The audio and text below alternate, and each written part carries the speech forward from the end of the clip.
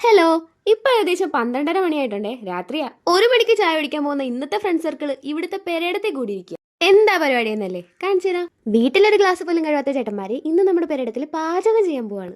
അല്ലെങ്കിൽ തന്നെ ഒരു ഫ്രണ്ട് സർക്കിൾ കൂടിയ പിന്നെ എന്താ ചെയ്യാൻ കഴിയാത്തല്ലേ. ബീഫ് കൊണ്ടുള്ള ഈ ഡിഷിന്റെ ഉത്തരവാദിത്തം ദേ ഇവര് മൂന്നും കൂടിയാണ്.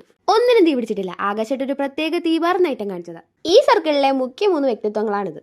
ബീഫ് മാത്രമല്ല കേട്ടോ, ചിക്കനും ഉണ്ട്. ദേ ഇപ്പുറത്ത് 3-4 പേര് ഇരിക്കുന്ന നാട്ടില്ലേ.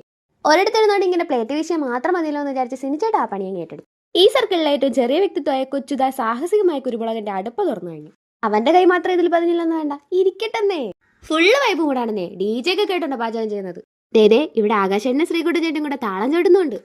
ശ്രീകുട്ടൻ ചേട്ടൻ ഈ ഗ്യാങ്ങിലെ പാട്ടുകാരനാണ്. അതുകൊണ്ട് തന്നെ ഇന്നൊരു പാട്ട് പ്രതീക്ഷിക്കാം. പാവം വീട്ടിലെ അടുപ്പ് പോലെ ഇങ്ങനെ ഒതുക്കാനില്ല. ഇനി അടുത്തേത് എന്ത് പരിപാടിയാണെന്നാ ഞാൻ നോക്കിയത്. ആദ്യം ഒന്നും പിടിയിട്ടില്ല. പ്രൊജക്ടർ വെച്ചപ്പോൾ കാര്യം മനസ്സിലായി. സിനിമ ആണുള്ള പരിപാടിയാ. എനിക്ക് വേറെ തന്നെ. അതുകൊണ്ട് ഇതൊന്നും തിന്നാൻ പറ്റില്ല. ഇതിൽ ഞാനില്ല. പിന്നെ ഞാൻ എന്തിനാ ഇവിടെ നിൽക്കുന്നത്. ടാറ്റാ.